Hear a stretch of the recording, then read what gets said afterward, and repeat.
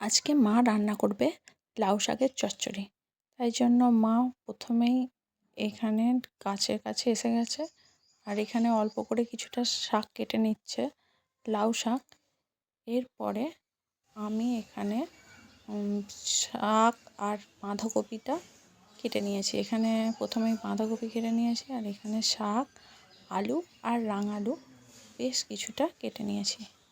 এরপর এটাকে পরিষ্কার করে ধুয়ে নেব আর তার সঙ্গে একটা বেগুনও কেটে নেব পরে। এরপর শুরু করা যাক দ্বিতীয় প্রসেস। কেটে এখানে প্রথমে একটা কড়া বসিয়ে দিয়েছি আর বাঁধাকপিগুলো এখানে ভাপাতেও বসিয়ে দিয়েছি।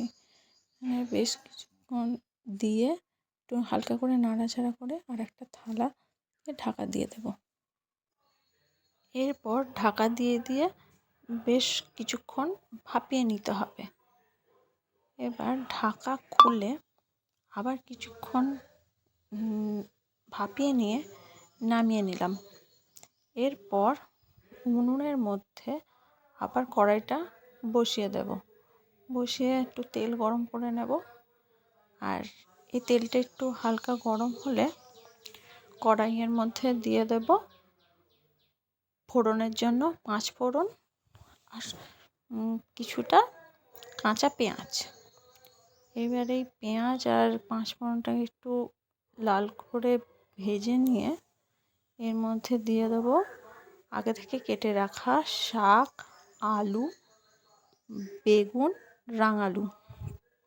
এবার দিয়ে আর একটা থালা দিয়ে ঢাকা দিয়ে দেব।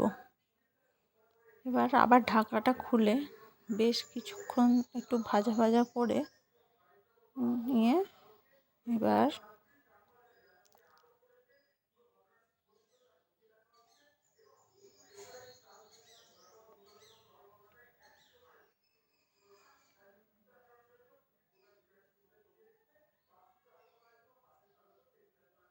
এই পর্যায়ে যখন দেখব বেশ একটু ভাজা ভাজা হয়ে এসেছে তখন কিছুটা নুন আর আগে থেকে বেটে রাখা আদা, জিরে, লঙ্কা, শুকনো লঙ্কা বা কাঁচা লঙ্কা আপনারা যে যেটা পছন্দ করেন সেটাই দেবেন। দিয়ে একটু নাড়াচাড়া করে নিয়ে মানে কষিয়ে নিয়ে অল্প করে জল দিয়ে আর একটা ঢাকনা দিয়ে ঢেকে রাখতে হবে কিছুক্ষণ। এবার ঢাকনা খুলে আবার বেশ কিছুক্ষণ নাড়াচাড়া করতে হবে।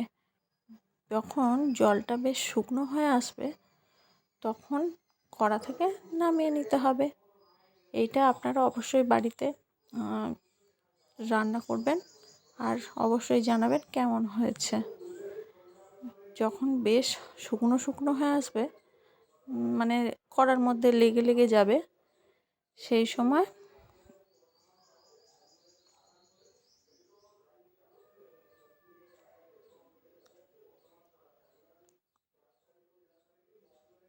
কড়া থেকে নামিয়ে পরিবেশন করব।